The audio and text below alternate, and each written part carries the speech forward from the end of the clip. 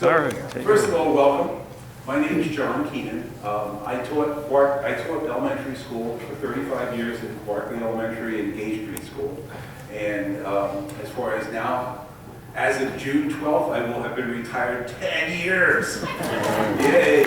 But I didn't retire from everything. And you know, when you retire, if you're looking for something to do, the Historical Society is a great place to come. First, before I start, I need to give special thanks to Jack Ertel, Dave Meadows, and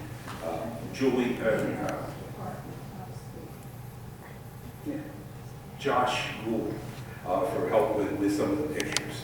So I just wanted to just mention a couple of names before we start. Well, if we start talking about the taverns and inns of Phoenixville, we need to go back as far as we can. And we're going to first go back to the Bull Tavern. And many of you may know a little bit about the Bull Tavern, but we're going to try to give you a little bit more than a little bit and take you on a little tour of what it was. The building on the property of this site was the historic Century Tavern, and it dates back to the 1730s. This makes it the oldest tavern in Phoenixville. Most people know it as the Bull Tavern. In this sign, you'll see that it said the Century Lounge on the sign there up on top. Right at the top here, it says Century Lounge at the Bull Tavern.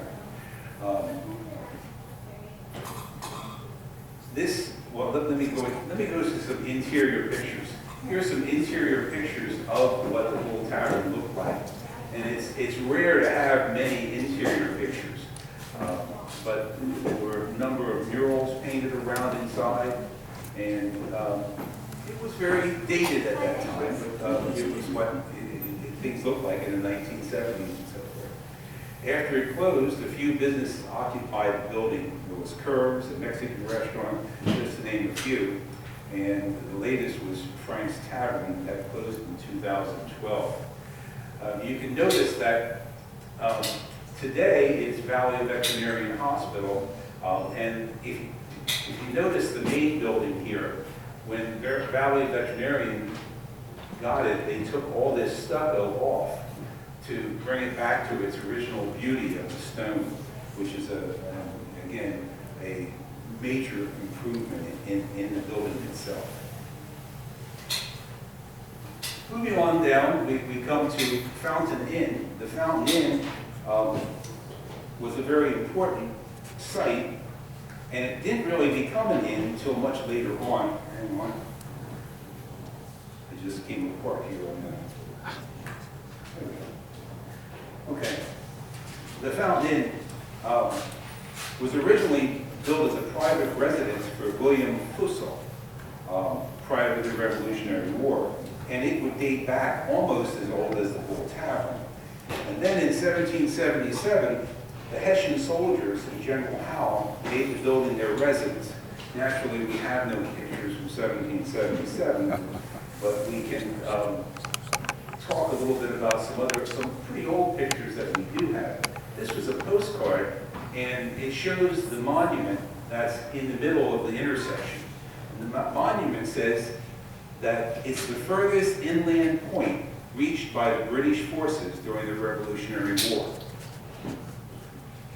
Well, it was later converted to a tavern by a man by the name of William Robinson in the year 1800.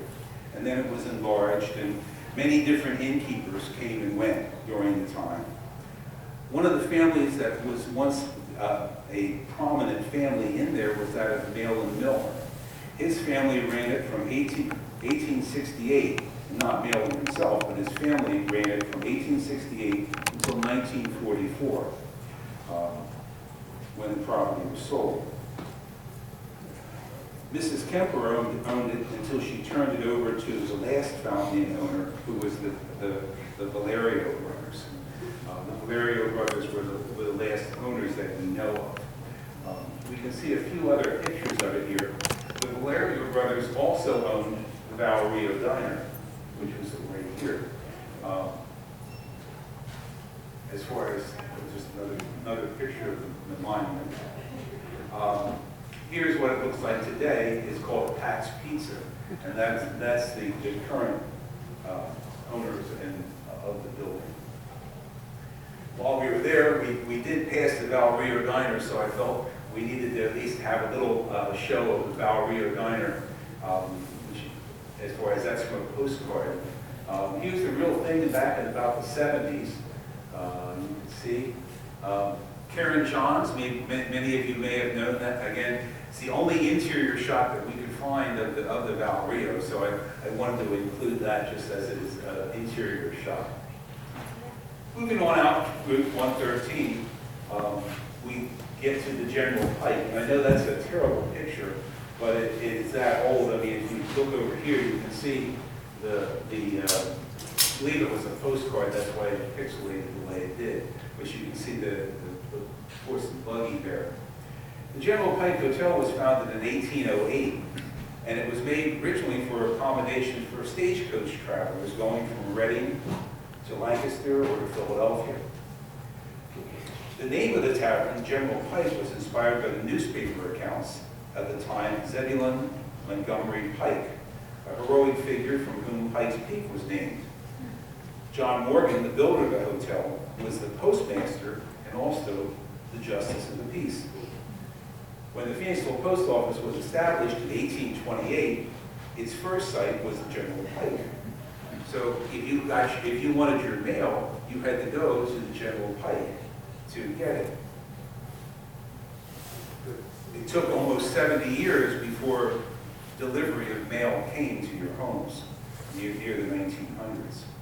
In 1910, this man, Stanislaw Zelensky, became the owner of the General Pike. The old hotel continued to operate and flourished. Here's a picture of it in 1910, until it started to fall into some disrepair, and it was sold in 1993. Just so you know, this is Route 23, and this would be 113 if you wonder where it was located. Sorry? There's another picture of it. It was demolished in 1994 to make space for a bank that was never built there, and then the property in 2009 was sold to the Rite Aid drugstore and the Wawa property that adjoins it. There's what it looks like today. Well, this wonderful building was on the corner of Main Street and Bridge Street, right down in the corner. This was the Phoenixville Hotel. The Phoenixville Hotel, the original one, was built in 1836. It was built by the firm of Reeves and Whittaker, owners of the Phoenix Iron Company. However, that building was raised in 1861, and the building you see here today was built and finished in January 14th of 1871. A man by the name of Mr. Keeler was the proprietor. He was said to spare no expense in having completed the style and comfort. John Yeager was in charge of the carpentry work for the new 4-story building, and it was a showplace for Phoenix Iron Company executives and anybody they had in town. Again, you get a little, it's 4 stories high. And who says we don't get snow? Okay? I just had to put this picture in. My wife said, you got to take that out. It doesn't have anything to do with the Antietam Taverns. I said, yes, it does. Because if we look through right here, you can see the 4 stories of the Phoenix Tavern. So this would be on the other side of the street, looking towards the tavern. And they had some snow problems that year. Here it is, all dressed up for steel company executives. As far as the red, white, and blue was proudly hung. Speaking of also proudly sponsoring things, this was the General Hastings party in 1894. General Hastings became the governor of Pennsylvania in 1895 through 1899. It's believed that this was a campaign stop. And if you notice, everyone has a bowler on. Anybody have a reason why? It was all men that was there because, sorry to say, women didn't have the right to vote here. So it was one of those things that hadn't come along yet, and thank goodness. And, anyway, the ad for this hotel said that European plan was $1 and up per night, and the phone number was 4 digits, either 3084 or 9825. Well, this, like everything, this lovely building ended up needing to be demolished. Here's when, right before it went down. It's empty now, and they had taken the top floor off of the roof, and eventually it was completely demolished in 1849.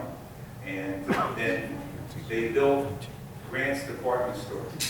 And some of you, I see heads nodding, may have remembered Grant's department store. They said, in comparison to what was there before, they called this brutalism architecture because it was so plain and straight lines and, you know, just completely, but it probably was better than just being a parking lot, although one thing we do need in Phoenixville is parking. But that's what it looks like today. Here we have the Mansion House. It was a historic eatery that was opened in 1842 as an inn for food and drink. It had many guests that were famous, such as the Sundance Kid, a.k.a. Harry Longaball. And it also was a starting point for a lot of Union soldiers as they were being, you know, sent out of, you know, to fight during the Civil War. There's a number of different pictures here we'll go through. This was when it was the Mansion House. This would have been about in the 1970s.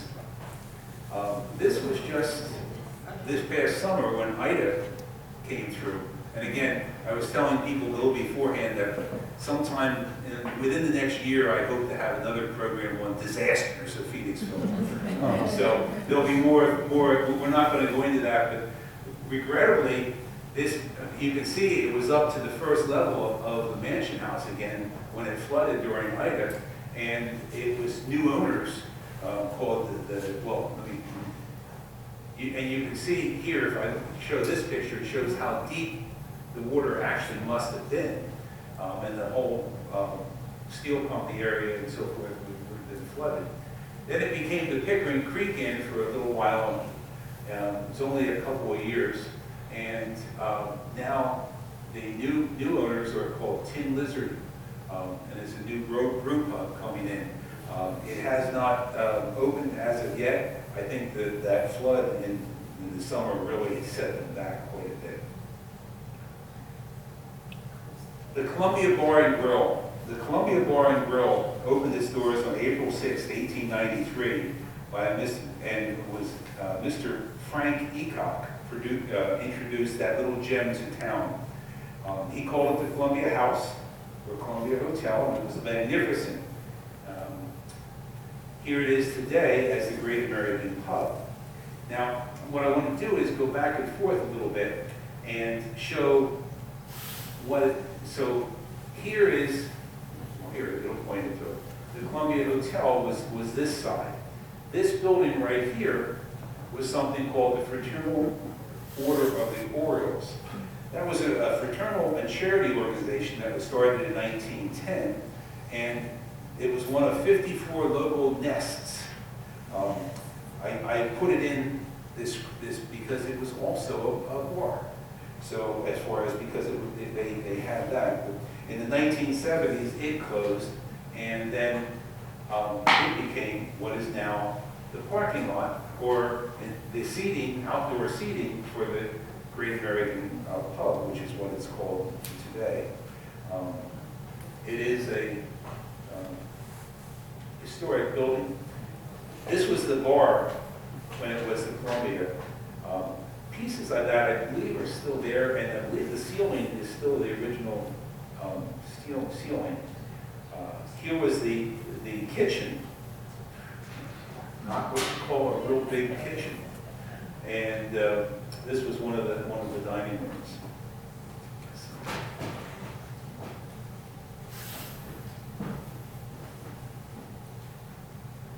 Just a couple of stores down from it was the Trio Restaurant.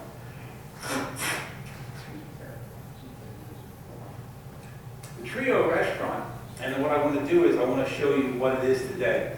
First of all, look at the shape of the windows and look at the ornateness at the top, because then I'm going to go here.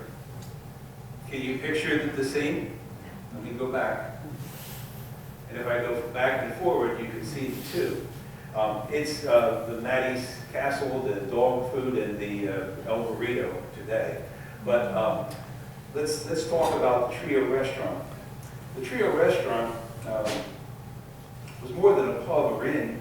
It was a favorite for many. Most of the photos showed were from about 1960s. Had a very unusual and eclectic interior, as you can see. And it was just, some people would have called it a little ticky-tacky, I believe. As far as I know, I would never get away with that, putting that much decorations out. Anyway, most of these photos are, as I said, are from that period. And, the Paul Mastrangelo and the Mastrangelo gang, they called it. I left this one in because I thought, oh, somebody might see a relative. Who knows? You can see it says Paul's Trio because it was Paul Mastrangelo that operated it. This has a funny story, and again, it's not necessarily directly related to the Dinner Tavern, but so evidently they were keeping their quarters in a milk can, and they decided they had too many in their milk can. It was full, and they wanted to take it up to the bank. And again, those old timers like me would know about IVB Bank or Industrial Valley Bank. So they were rolling it up to Industrial Valley Bank when it fell off the hand truck and spilled the quarters all over the sidewalk right outside. It's right outside the bank. Luckily, they did get it inside, and eventually everything was right, and they made their deposit. But just was kind of a funny story. Again, our picture archives, sometimes people just come down and say, can I just look through the buildings, or can I just look through the bridges, or there's all these different different archives in the Historical Society. And one thing, again, and I'm not making a political comment from the Historical Society standpoint, it's from John Keenan's standpoint, so please don't say, they had parking. They had their own parking lot. You can see the superintendent building in the background. This would have been right down here where the Union Hall was for the, anyway. Wall Inn was, again, now we look back, here's the Trio. You can see the building, so you know it had damage, but it wasn't completely destroyed. But this was a huge fire. I know some of you may have remembered this. I believe there was someone even killed in the fire. They used lots of water. This was where the mainstay is now. The Wall Block Inn was a 30-room hotel, restaurant, and bar that was destroyed on fire February 10, 1989. It was originally built in 1905, and basically after this it had to be razed because there was not enough left to save. But again, more in the next version of that.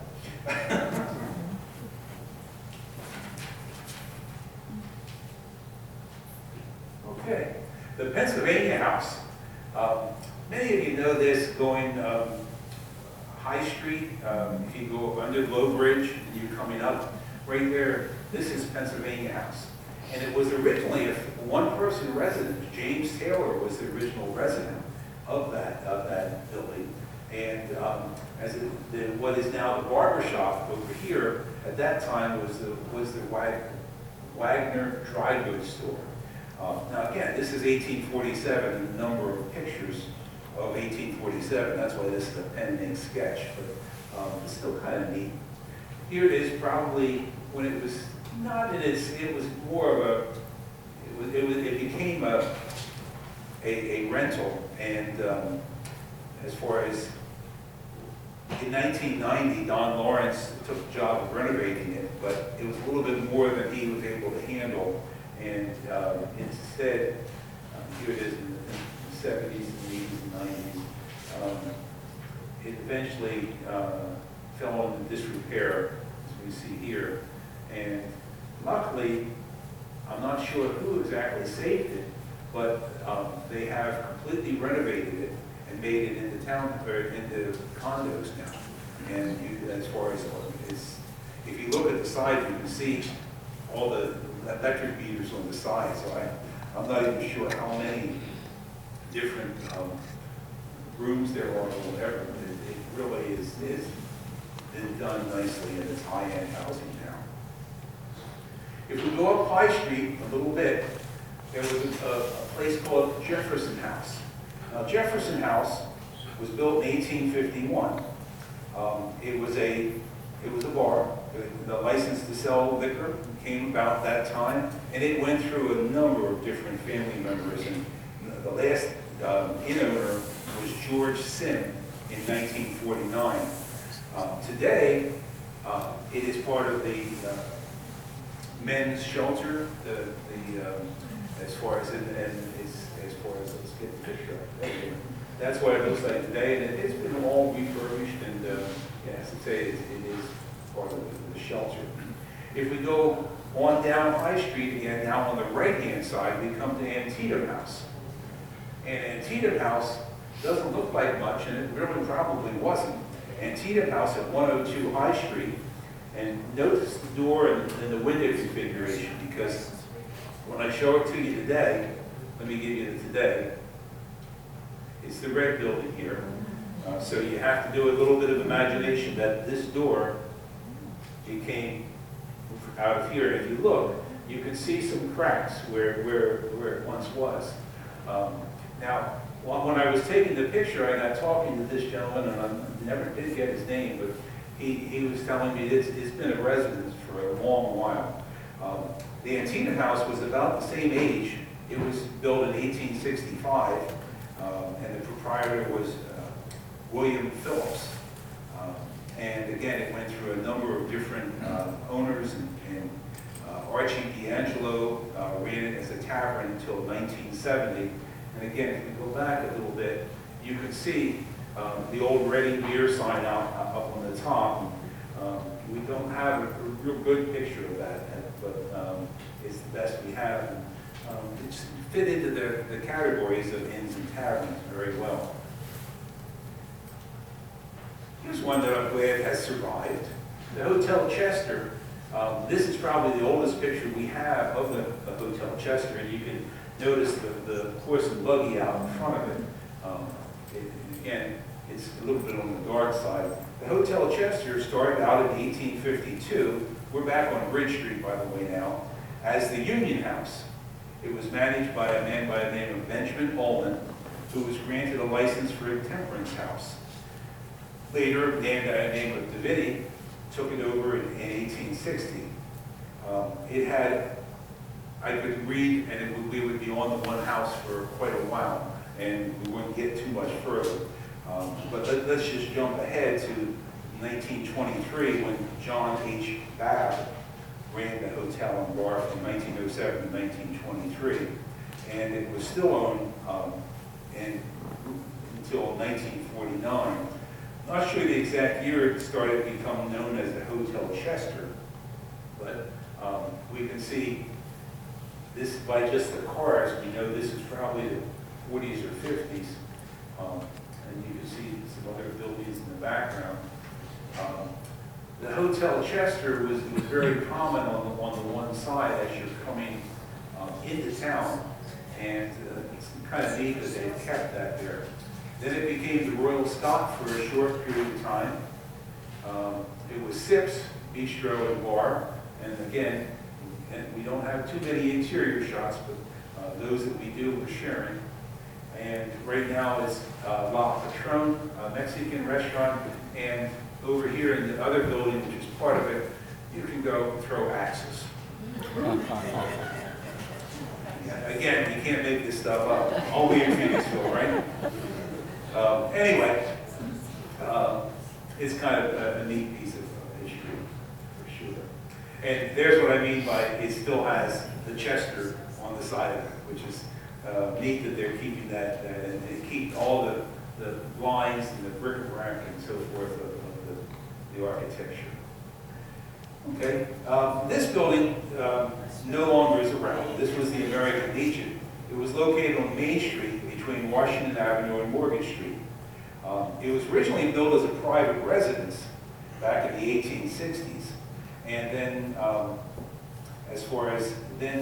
it later became part of it later became the American Legion in 1926. We can see here a Dogwood Parade where everybody's out on the front of it watching the Dogwood Parade. Now, again, not really related to inns and taverns, but it's such a cool picture that I had to throw it in. There was always a cast iron dog out in the front. I see a couple heads nodding. And don't know whatever happened to that dog, but as far as, nor do I know who the little boy is, but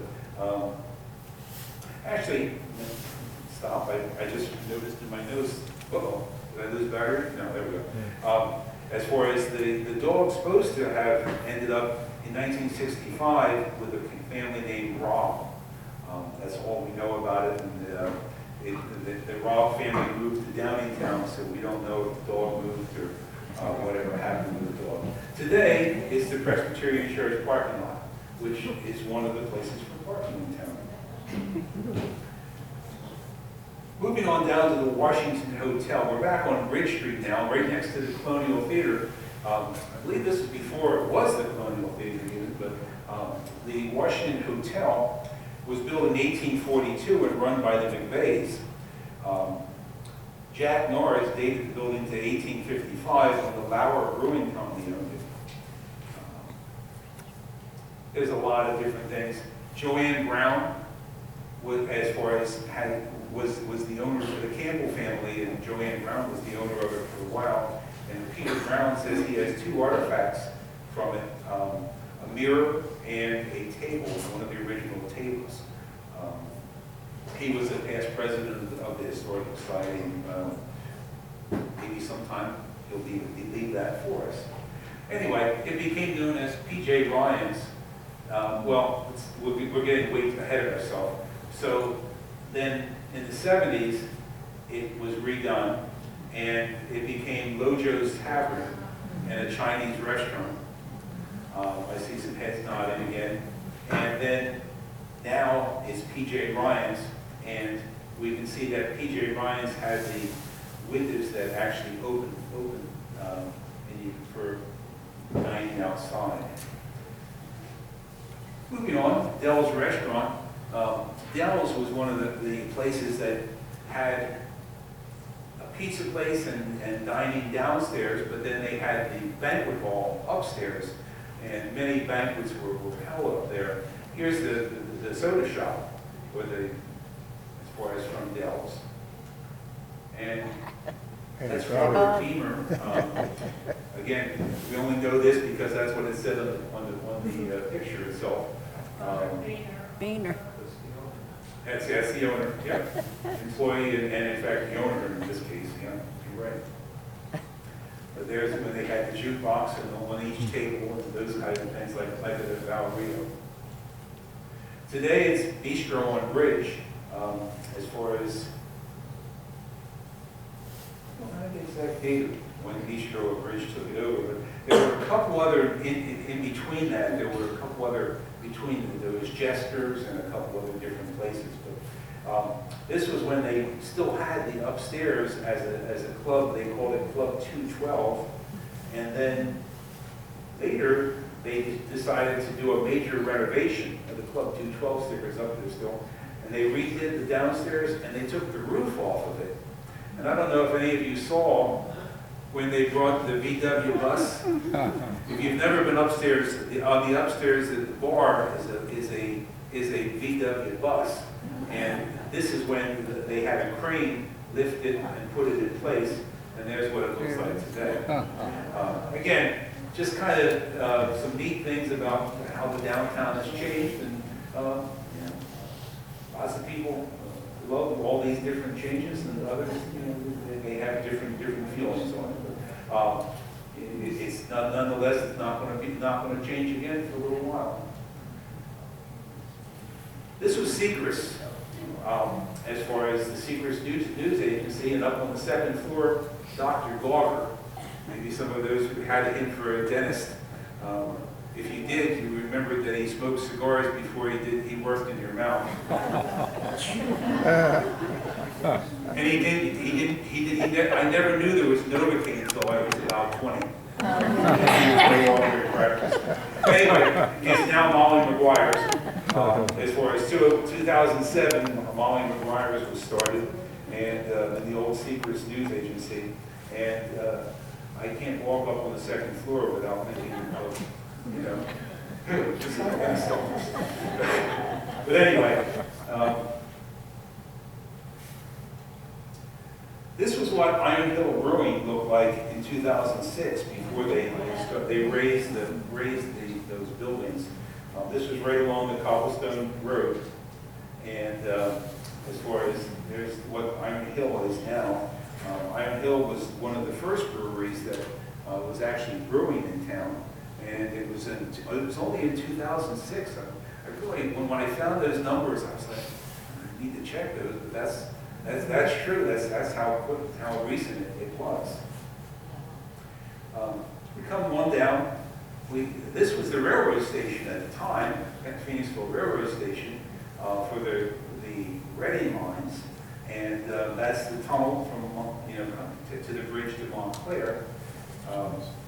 There it is when it was still a freight line, and here this Conrail is coming on the tracks that would have gone right across Bridge Street and right into the steel company property. Now, I talk about all that because Columbia Station then became it became Columbia Station, a wedding venue, and many people have gotten married, Chamber of Commerce dinners, all different things have happened there, and it was wonderful. Now, Robert Ryan has just given that up and no longer is running that, but there's just some pictures of that same tracks we saw.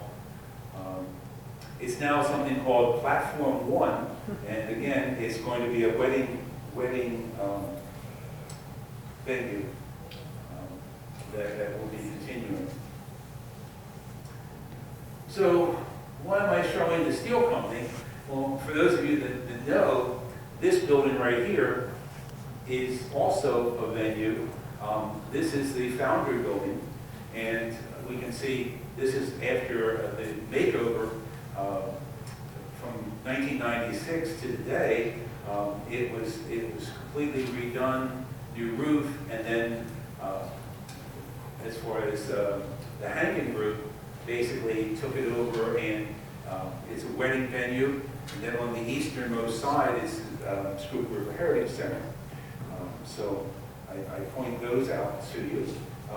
And there's just some pictures of what the inside looks like, as well as this is a bridge that is a Phoenix column bridge, which is another whole story that we can get into some other time. But I know I'm on a short timeline here. I put this building in because this drone footage, and I don't have it running as a drone, but I wanted to put this in because it shows French Creek, and look, it shows that area up there before the houses. That's where all the steel, the townhomes are going in, and if we got that same drone footage, or we're able to get that again today, it would look completely different. But the foundry was completely redone. Over $4 million was put into it, and it's what it looks like today. Now, right behind the foundry, right here, is our next location. Lee's Bar and Grill. All right? I had to go looking for this and finding more information because you can see it over here, Lee's Bar and Grill. And when we do another click in, if you look closely, you see the foundry building over here. So Lee's Bar and Grill was a little bar My guess was it probably was shift work. They probably did very well for the workers after they had a hard day at the foundry or at the steel company, and they were just going in for a pint or something after they were done with their work. If you go to look today, you won't find anything but the parking lot. That is completely gone. And that's just the back of the Colonial on the lot you see in Yalish Row. Well, remember that train we saw that I showed you the train? Well, this has been the tracks. It would have come right through across Star Street, and then it would have circled into Bridge Street and kept going down. The superintendent's building is the part I'm talking about here, and it even had a crossing gate across Star Street that could come down if they were moving things in or out of the steel company. Today, well, in 2010, it was Baxters at 101 Bridge Street. Some of you may have eaten there. It was wonderful. But I don't think they got enough play at that time. That closed in 2010. Then it became Boohoo's and Kate. It was a Mexican. And now it is Palermo's. Maybe I'm pronouncing that wrong. I'm not sure. But Palermo's would be probably as far as, and my wife and I have eaten there. It's very good as well. But that's what it looks like. There's only two buildings that remain standing from the steel company. One of them is the superintendent's building, and the other is the foundry. So if we move on here, we come to the Canal Tavern. Some of you may be scratching your head, Canal Tavern. Well, the Canal Tavern, and if you look at the steps here, the steps are the giveaway because the steps haven't been changed from that picture. And that picture probably was from maybe in the 40s or earlier. Fitzwater Station. All right, and Fitzwater Station, you can see what the water level would look like in the canal, and how the deck and so forth. And remember I showed you the Ida picture before? This was Ida. It was up to the steps, and it was that deck that was from here up to there. The bottom of the deck was just about underwater. So they took a hit with that. But I believe that it's back in the ownership of the Pearson family. That's who was owning it at one time. This was an interesting picture. I'll let you see if you can guess where that is. House by the sea. Okay, well, let's go to today, to what it looks like today. Block 29. All right, Lock 29, Rebel Hill. Okay, and the next picture here. But can you imagine if you went and said, we're going to do square dancing on Route 29. I'd like a permit to close Route 29 for square dancing. Could you do that for me? All right, and that's what they did. They just put two little barricades up. And, for those of you that, again, it's not an inner tavern, but just to give you a perspective of where it is, Montclair Market. Many of you may have known Montclair Market.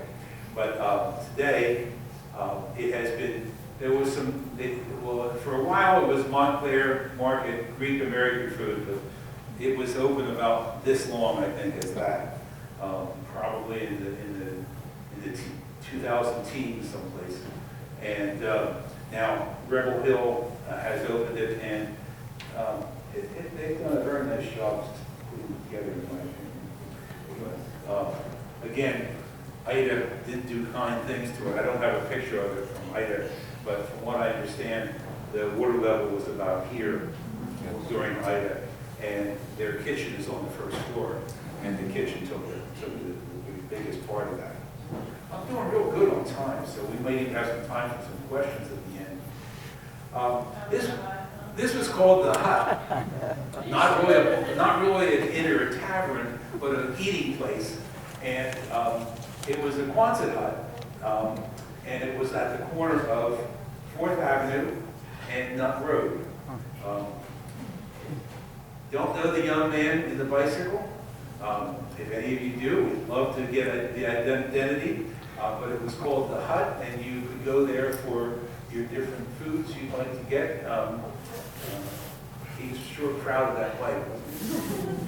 Today it's Mimio's, no, not today. No. It became Mimio's Pizza. Then it became Pizza Hut, and now it's Boston Market. Okay, so just a little bit of what's where, when, and so forth. Again, one of the little local taverns of the community, Washington Avenue and Gay Street, was Conzi's Tavern. Can't say I ever was in it, but as far as it was just the back end. The front end was a soda fountain, but the back end was a small tavern, and so we just needed to drop that in. This was the McDonald's when it was first being constructed. So I thought that was just, I didn't get a picture of it today. This was an interesting one. Some of you may have remembered eating at the Chinese restaurant, or the restaurant that was called the Carousel Restaurant. The Carousel Restaurant was there for a short while. It was there next to Terrytown, and today it's the cigar shop. All right? And again, I'm not making any plugs for anybody, but if you look at the lines of the building, you can see that's the only part of that building they kept. But you can see the roundness of it, and they kind of kept it when they made the cigar shop. The Premium Cocktail Lounge, again, not really what you call a major important piece of Phoenixville history, but it's no longer there. Well, it is still there, but it hasn't been torn down yet, nor rebuilt. So it was both a motel, inn, and a tavern, but not too long ago, it had a devastating fire that took it out. Some of you might remember A Taste of India. A Taste of India was down in the old Unger Chevrolet building, and but I bet every one of you probably has had breakfast at Nudi's. So Nudi's Cafe was the, and again, we're just going through some now and then type places that have changed. The Coffee Cup was a place that people would go, and at 300 Bridge Street, a lady by the name of Linda Biddy ran it for many years, and then when she was no longer able, the Texas Hot Wieners, note that, because I'm going to talk about that in just a couple of minutes for the different location. It became a tax-proof preparation.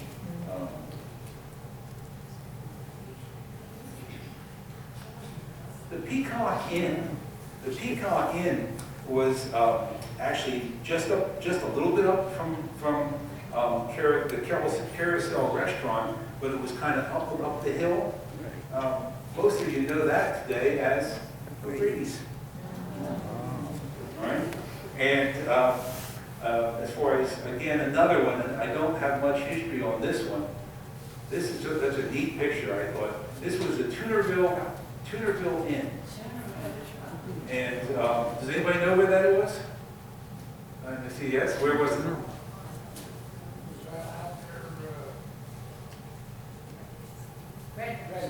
You're right.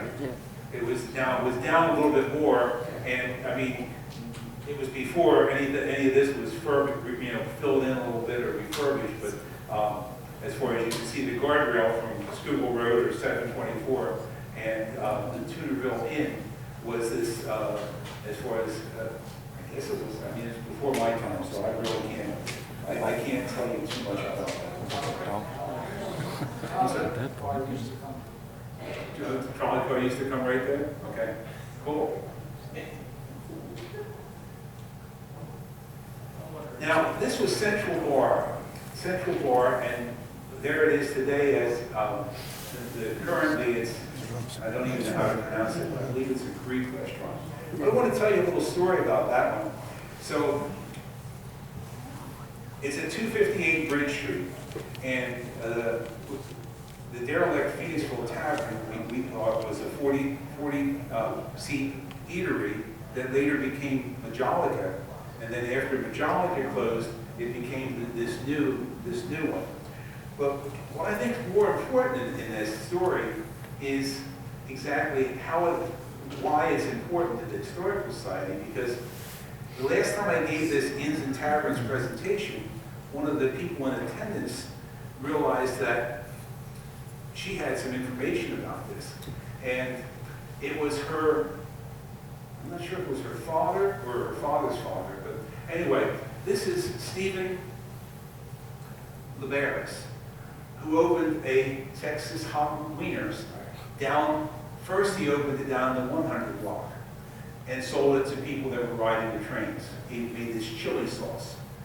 And then he was successful there, so then he moved up a little further into the 200 block and did it at a different location, and it was even more successful.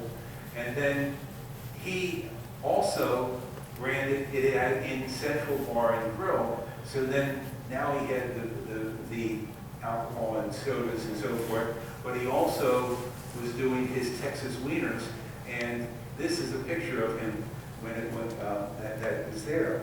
As you can see, she shared this with us. It wasn't the original, but she sent us a picture of it. Now we have it in our files, and I was able to share a little bit more history of that with you. That's how we get our history, is by hopefully people hearing about the Historical Society and either stopping by and seeing the museum. We're there every Wednesday and Friday from 9 till 3. Also, you can, my question is, the last one, would we find your family history in our genealogy files? Just like the library, we have file cabinet after file cabinet after file cabinet of genealogy files. And as I was saying in the beginning, each of those have files in it that might be files that would have your surname in it, but only if someone has given it to us. Now, some of you might say, well, I don't want to give you my family history. Well, think of it as just a loan until we can scan it, print it, put it in the file, and give it back to you. We're happy to work that kind of a deal as well, because our goal is to keep the history of Phoenixville alive. And as far as, just like this person shared that picture with us, and we now know a little bit more about that original, where my original notes had it as almost a dive bar. Now we know that it had a whole lot more family history before it became a little bit less as prominent as it was. But my final, I found this picture, and I just had to get this one last thing. It has nothing to do with Inns and Taverns, but for those of you that live here, this would be where stable, here's the Inns and Taverns connection. Stable 12 would have been right about here. All right, but this was the old Shannon's lumber yard that had, and that might be part of the disaster, because that was a huge lumber yards when they went up in flames. It was bad. But you can see more than that is the importance of the signage for where the parking lots are. And we'll just stop with that as a John. And I thank you for your attention.